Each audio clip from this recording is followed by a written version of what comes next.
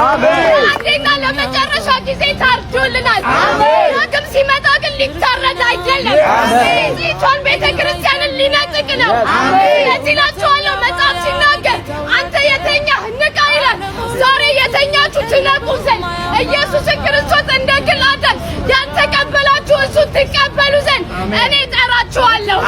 እዚህ ነው መጽሐፍ ሲናገር እንዳለ እኔ በደጅ ቆሜ አንኳኳለሁ፣ ማንም ድምፄን ቢሰማና ቢከፍትልኝ እኔ በሱ ውስጥ እገኛለሁ ይላል። ዛሬ እኛ ድምፅ ሆነን እየነገርናችሁ ነው። ኢየሱስ ክርስቶስ ያድናል። እዚህ ነው